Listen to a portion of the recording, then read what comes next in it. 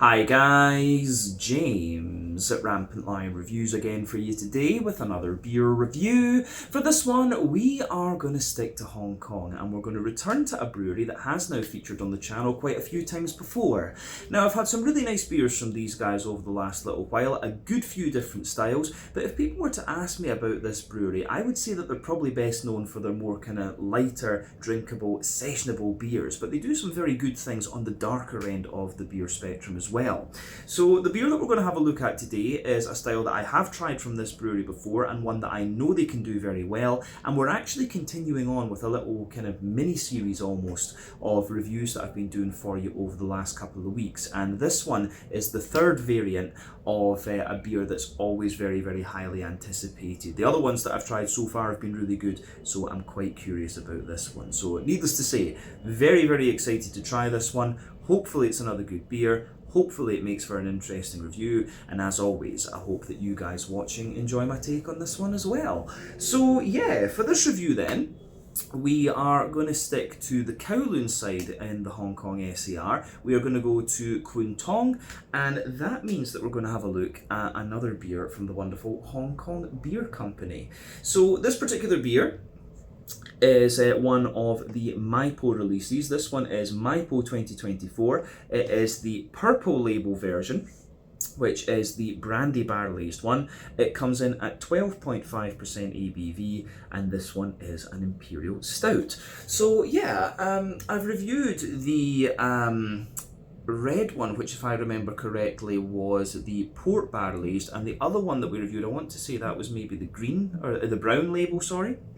And that one was like a mix of rum and bourbon barrel, if I'm not mistaken. So I'm quite curious to see what the Brandy barrel-aged one is going to have in store for us. But yeah, the Maipo Imperial Stout is a lovely, very silky and smooth Imperial Stout in my experience. So I'm quite curious to see what the Brandy barrels are going to do to this one. So yeah, let's crack on and see what this beer is going to have in store for us. So yeah, as always with my reviews then, I'll tell you a little bit about the brewery before we taste the beer. If you want to get straight to the tasting though, just fast forward.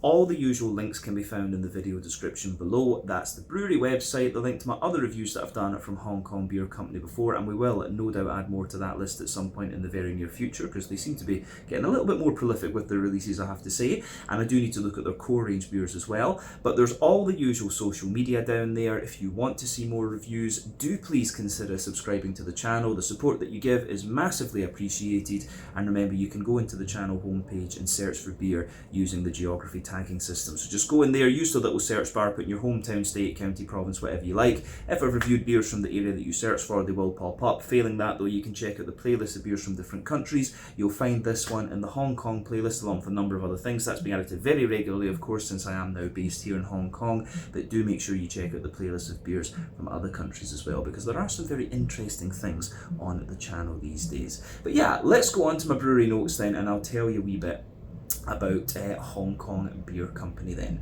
So yeah, this is the oldest and the oldest and probably most well-established craft brewery here in Hong Kong actually. But the history of the Hong Kong Beer Company goes back to 1995, when the company was originally established as South China Brewing Company. So the man behind this original iteration of Hong Kong Beer Company was David Haynes, who is originally from Colorado, and he was a clinical psychologist by trade, but also a big beer enthusiast, which is quite understandable when you come from Colorado. But his wife worked as a China analyst in one of the big financial firms, and she encouraged him to go for it and found his own company.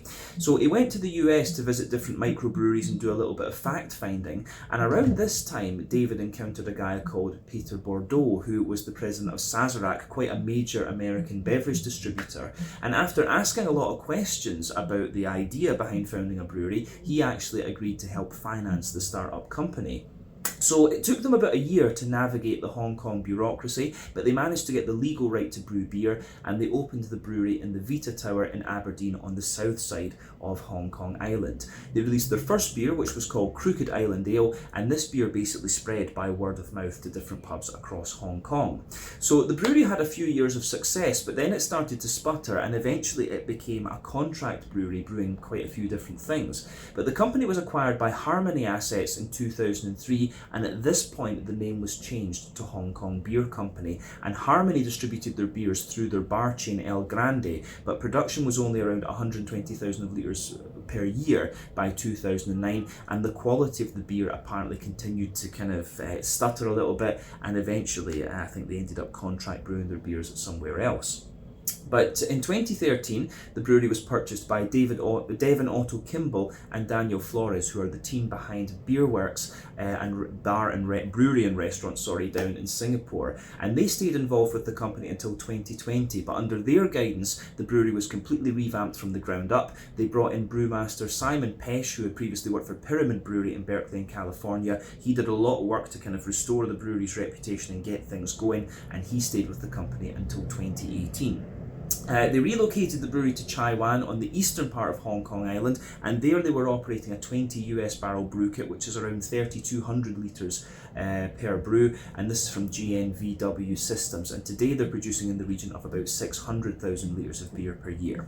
There was another change in ownership in 2020, and the current brew team is headed by Philip Rankmore and Matt Bradley under the guidance of James Waters. So Philip's originally from Sydney in New South Wales down in Australia. He studied chemical engineering and then later gained his brewing diploma from the Institute of Brewing and Distilling before going on to work in Korea for Goose Island and then at Budnamu. But he also spent time teaching brewers in Korea and Hong Kong, and quite recently the brewery have moved over to Kwun Tong in the kind of Kowloon City part of the Kowloon part of the Hong Kong SAR. So they are looking to kind of expand a wee bit more. They've been doing quite well recently.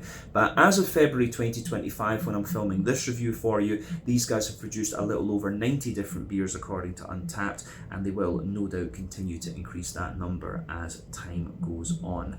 But yeah, they're definitely known for their more kind of sessionable beers. You know, Hazy Days is one of their classics. The New England Hazy IPA, Hey Hey Hazy, is probably my favourite, but they've got a few other ones that are named after different kind of landmarks here in Hong Kong as well. So I do need to try and do some reviews of the core range for you over the next little while. But they've got various specials like this one, the Mai Po, and I'm sure they'll add more variants of Mai Po in the coming years as well. But yeah, that is everything I can really tell you about Hong Kong Beer Company for the moment. If you want to learn more about these guys, you can check out the brewery website, you can follow them on Facebook and Instagram to keep up to date with all the latest goings on, and you can check out the Rate Beer, Untappd and Beer Advocate pages to learn a wee bit more about all the different beers that they've done. So yeah, let's go on and have a wee look at the beer itself. So I'll just let you have a wee look at the artwork on this one before we open it up. Mai Po is an area up in the New Territories. I think if I remember rightly, it's a nature reserve, hence why you've got the bird on the front of this one. But yeah, I'm not sure how well you're going to see that because the light, of course, hates the gold.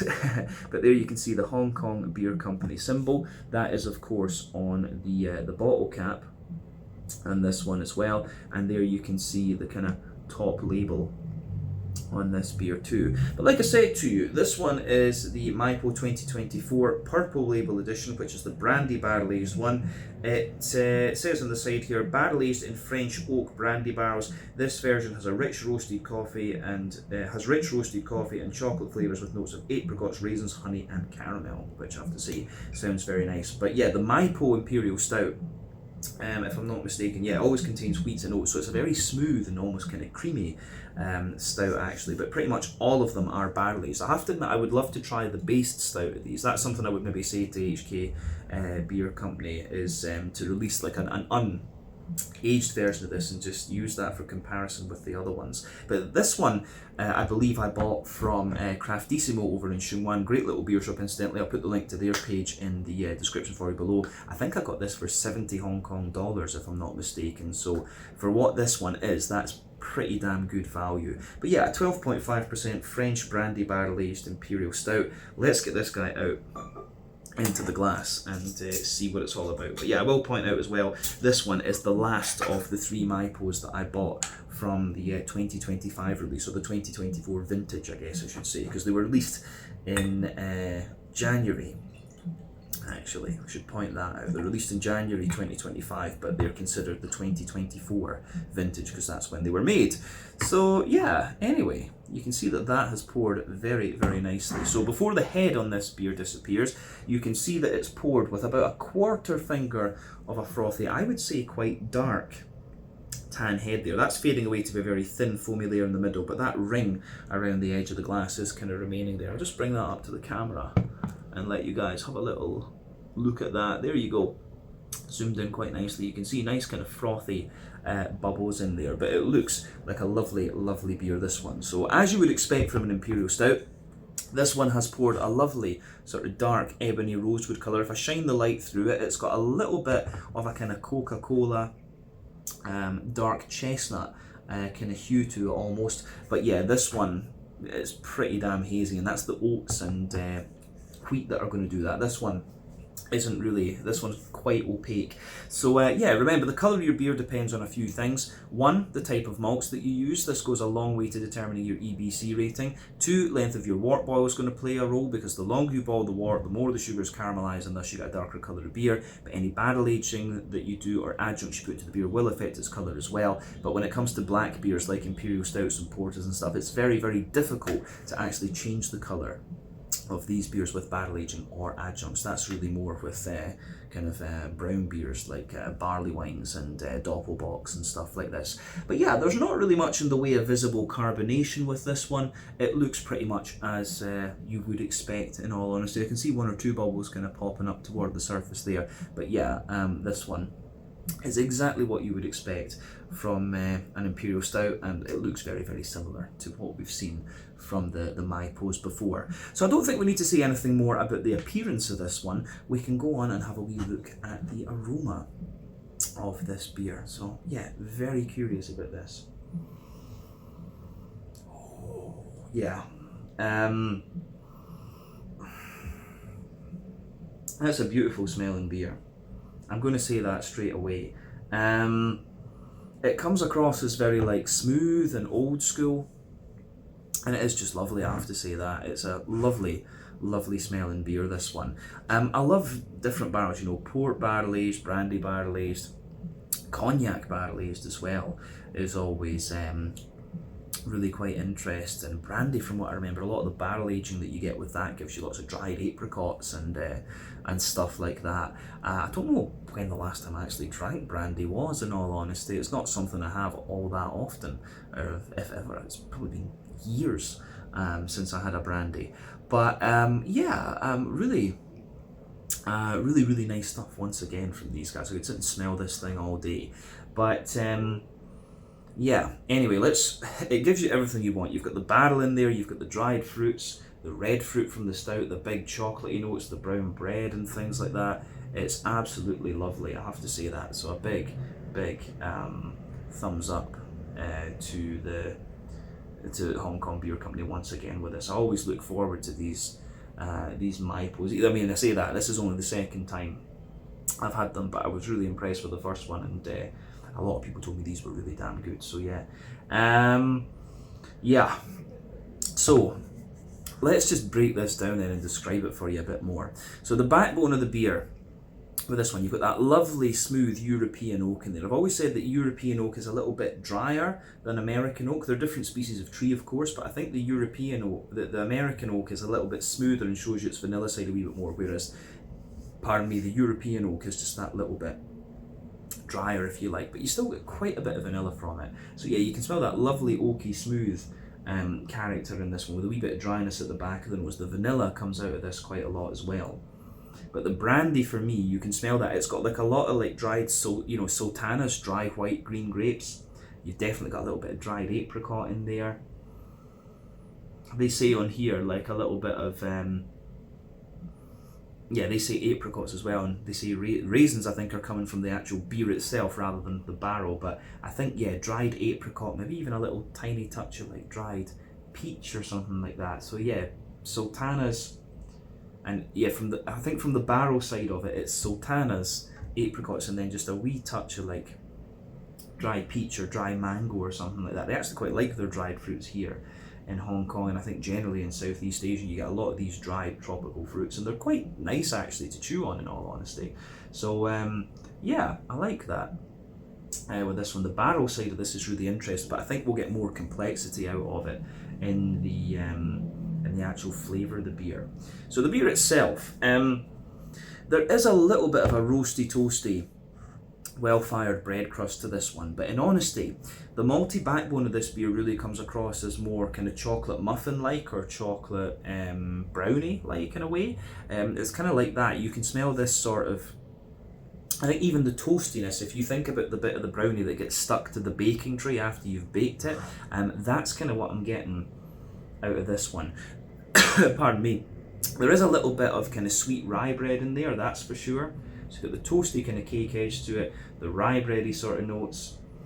There's a wee bit of like a wholemeal brown bready character in this one as well.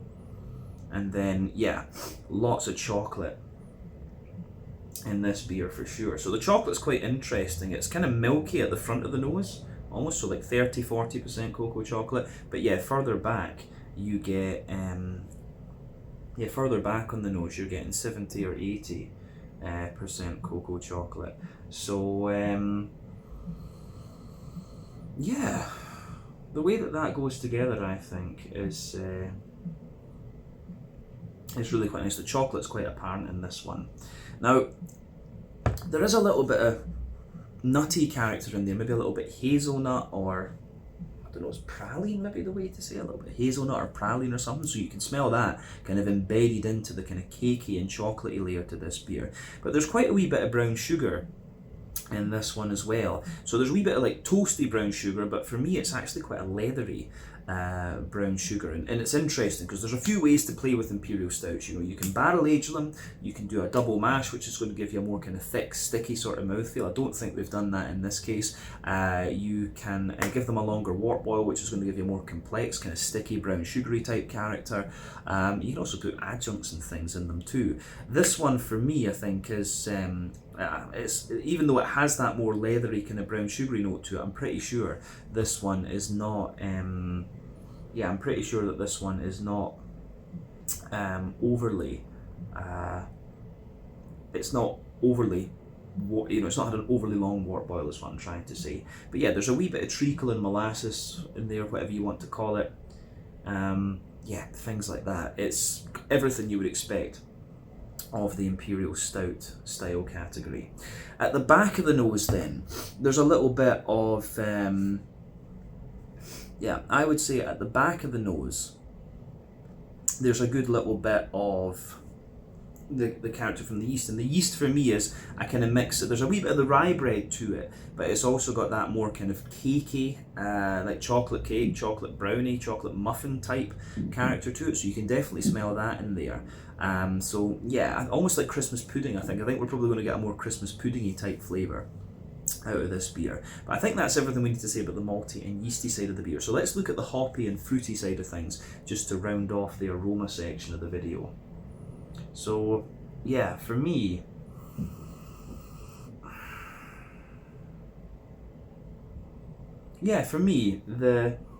there's not a lot of hoppy character to this one. I mean, the Imperial Stout is not the most hop-forward style of beer in the first place, but you do get a little bit of green component coming out of this one. So you're definitely getting, there's little touches of earthiness in there, there's a bit of floral character, a little bit of grassiness, of course. This beer is barrel-aged, so quite a bit of the hoppy character will have dropped out of it anyway, and of course you can keep this bottle for a while. It's 12.5%, you can keep this one and age it further yourself if you really want to, and then the hops are going to drop out of it even further. But yeah, there's still a bit of green component to this one. You've got a nice fruity character to this beer as well. For me, there's a little bit of there's a wee bit of raisin to this one. Yeah, there's definitely some sharper raisins in there. There's plums, black berries, black currants.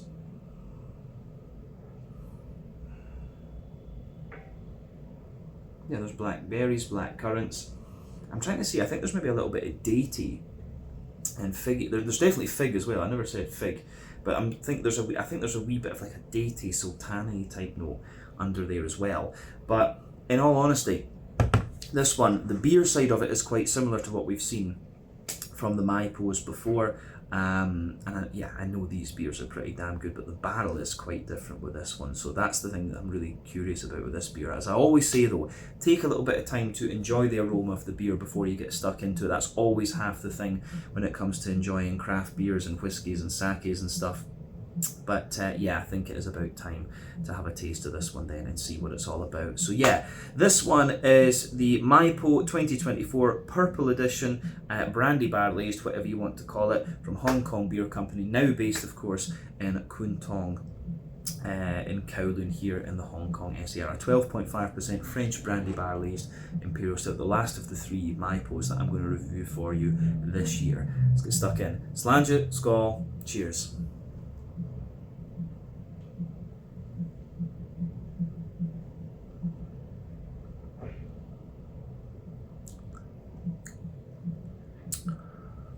Yeah.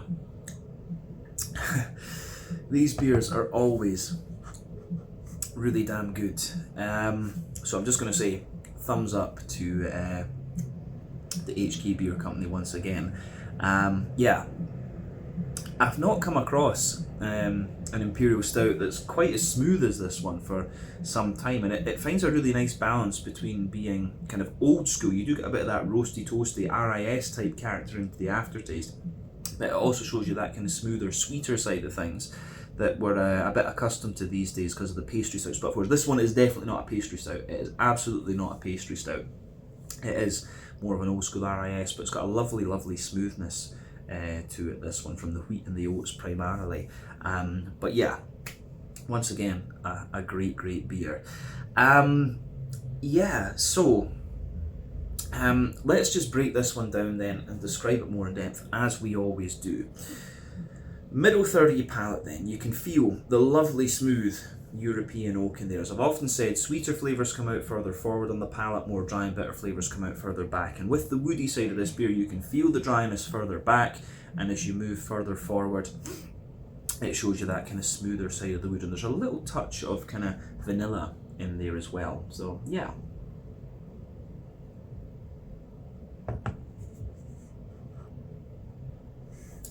So yeah, on top of that, you absolutely get the barrel side of this one coming out, and it's kind of like they said on the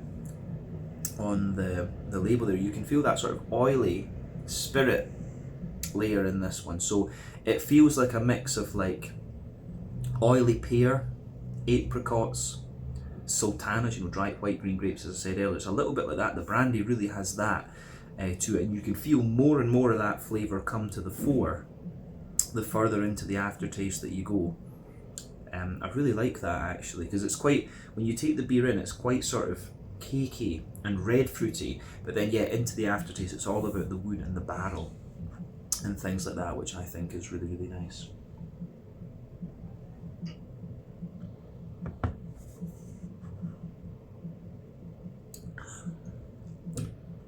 So yeah, oh, I like that with this one. The barrel side of this is really, really nice. But I think this one, from what I remember of the others, I think this one has a wee bit more roasty and toasty character to it as well. So that's another interesting point to make about this one, that's for sure. Yeah, good stuff. So on top of the barrel layer then, you start to get the actual malty side of the beer. So you can feel there's a little bit of a roasty, toasty, well-fired, bread crusty character there. And I think you do get a wee bit more bitterness out of this one into the aftertaste. It's been a wee while since I've had an Imperial Stout right enough, so maybe that's why I'm finding this a bit more bitter than the others. Your palate's always changing, of course. So yeah, roasty, toasty, well-fired, bread crusty kind of layer. Then above that, you can feel that there's a wee touch of kind of, there is a bit of rye bread in there, like quite an oily and thick rye bread, but then above that, I'm getting a mix of like, I think there's like a bit of a chocolate brownie type layer, and then you've got a more kind of chocolate muffin type character coming out of this one. And within those two layers, you get a little bit of, you do get a little bit of a nutty character, maybe hazelnut or walnuts or something like that. I don't really eat nuts that much, so I'm not the best at distinguishing those particular flavours. But yeah, there's a bit of a nutty character comes out of this one, and again, when the beer starts to show its drier side into the aftertaste, that's when you're going to get most of these kind of nutty sort of things coming out. And yeah, I really like how that goes together for sure. But yeah, on top of that kind of bready layer that you have, you start to get the chocolatey notes coming out of this one. Yeah, so for me, the chocolatey layer, as I said before, sweeter flavours further forward, more dry and bitter flavours further back. You can feel that spectrum of flavour with the chocolatey notes as well. Yeah.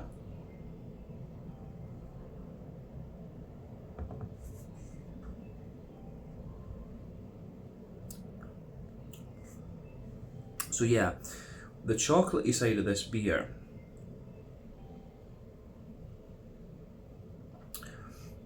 you can feel, yeah, further back on that middle third of your palate, it feels like it's almost slightly charred in a way. But yeah, as you come further forward, it's yeah, it's got a little bit of that charred note, like, you know, 90% cocoa chocolate, and yeah, as you move further forward, you can feel it gradually kind of mellowing out a wee bit, and I think it's maybe about 50 or 60% cocoa chocolate as you reach the front of that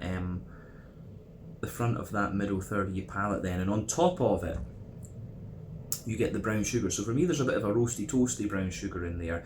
Then there's a more kind of leathery one. You can feel that little circle in the middle of your palate where you've got all the kind of leathery brown sugars.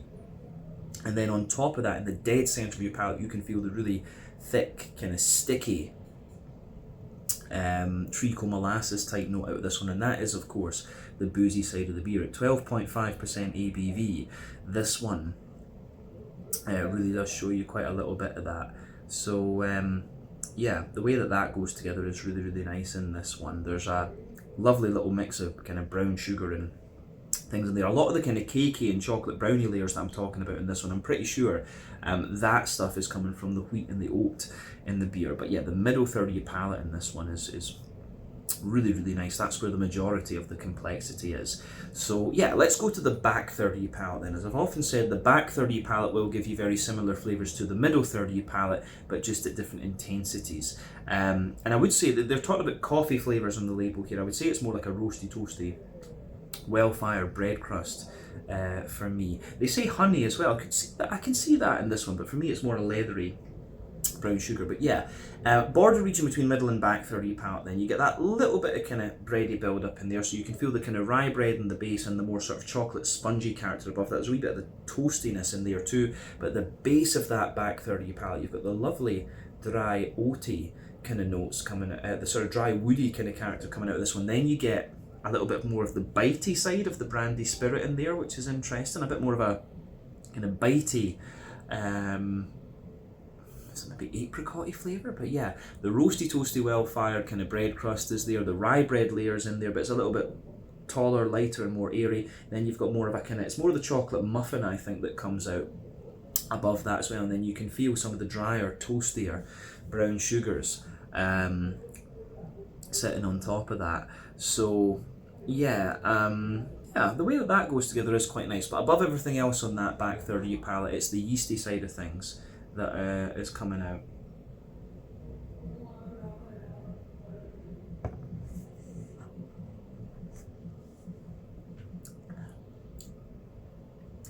But yeah, the yeasty side of things then.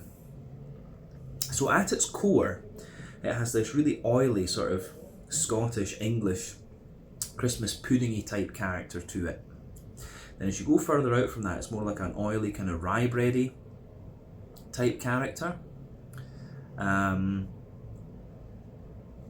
yeah, around the very edge of that, it's a little bit more of like a kind of toasty bread crust in a way. So the yeasty character in this one's quite interesting. I feel that the yeasty side of this beer actually adds to the overall dryness of the beer too, which is kind of interesting. But yeah, definitely the back third of your palate, you can feel the flavour is taller. Then as you move further forward into the middle third of your palate, it just kind of condenses down and squashes together that little bit more.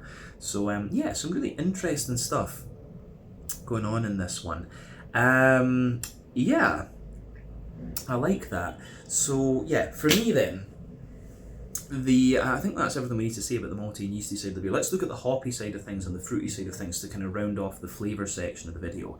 So yeah, back corners of the palate, you do get a little bit of earthiness in there. You can feel that that earthiness spreads forward a wee bit. There's a little touch of woodiness to it as well. And then as you push further forward from that, it's a little bit more kind of floral and aromatic for sure. There's always a wee bit of floral aromatic spice, and then round the front curve of the tongue, it's just that little bit lighter and more grassy in this one. I wonder if it's a bit of Galena or Williamette or something that's been used in here. I know Galena is quite a popular hop to use with these big Imperial Stouts. But yeah, that green component in this one will of course drop out. It will of course drop out of the flavour a little bit more, depending on whether you age this bottle or not. But yeah, I think that covers the green component. So let's go to the front third of your palate then and the fruity side of the beer. So yeah, the border region between front third and middle third of your palate, you get that little bit of bready build up in there. You've got the rye bread in the, you've got that bit of rye bread in the base and the more kind of chocolate spongy character on top, and then a wee bit of the toastiness there. But yeah, the base of that front third of your palate, you've got the really smooth side of the wood. You've got the kind of, like a really kind of dry, apricot-y, spirity character above that. Then yeah, the smoother, more kind of slightly toasty rye bready bread crust, the rye bread, and then the kind of cakey and brownie sort of elements there, and then the kind of smoother side of that sort of leathery brown sugar. It's at this point on the front of the palate I can see why they say honey. But then yeah, above that you get that nice oily bubble where the juicy fruity esters just roll their way out of the beer. And again, fruity side of this beer is really, really nice. So let's look at those fruity esters then.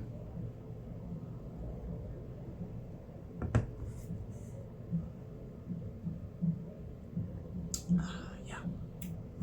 So yeah, for me, fruity side of this one is very, very familiar.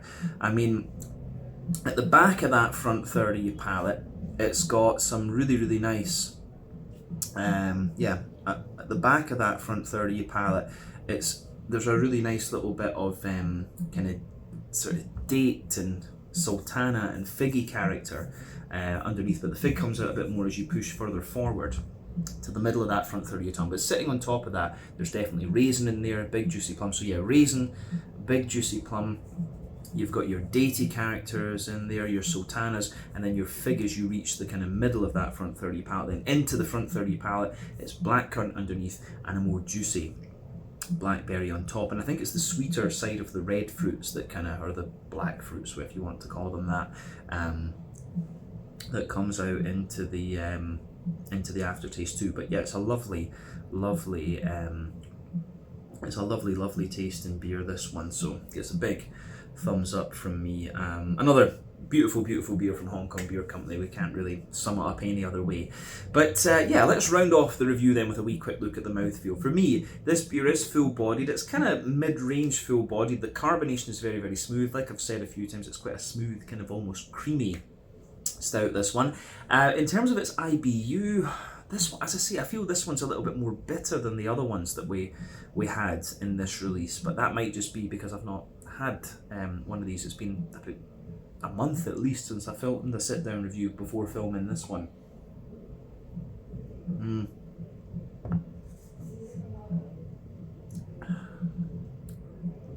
But I think the more that I drink of it, the smoother it becomes. So yeah, maybe it's just a bit of an impact flavour, but I'd say this one, it's got to be about 50 or 60 IBUs, but again, it's not going to blow the head off you in all honesty. But yeah, your malty character, it's got a bit of roastiness underneath, a bit of smoothness on top of that, some lovely kind of brown sugary character as well. Yeah, so you've got the roastiness underneath, you've got some smoothness from the barrel, and a lovely little bit of dry sweetness on top. The yeasty side of this one is, the yeasty side of this one is quite kind of bready at the same time. The hoppy side of the beer is, does give you that wee bit of bitterness as well. The green component, the floral notes especially have a little bit of spice to them. But yeah, the fruity side of this beer is really nice and juicy as well. So yeah, I do feel the barrel has a bit more kind of spirit bite to it as well in this one too, actually, when I think about it. But it hides its alcohol quite well, I would say, that's for sure. But I think that's everything we really need to say about this one. But very, very happy with it, and I look forward to seeing if they do some other variants of this one for the 2026 release, or 2025 vintage, as I'm sure they'll call it. So yeah, let's leave it at that for this one. This was the MyPo Purple Edition, MyPo 2024 Purple Label, the Brandy Barley Edition, at 12.5% Imperial Stout from the wonderful Hong Kong Beer Company, now based in Kwun Tong in Kowloon City, in Kowloon here in the Hong Kong SAR. Once again, thank you for watching my beer reviews. Until the next time, please like, subscribe, share, all the usual YouTube stuff. Let me know your own thoughts on this beer in the comments section below. Let me know what your favourite beers are from Hong Kong Beer Company as well, and we will no doubt return to these guys again at some point in the near future. But in the meantime, check out my social media, check out their social media, and I'll see you guys very, very shortly. Ciao just now.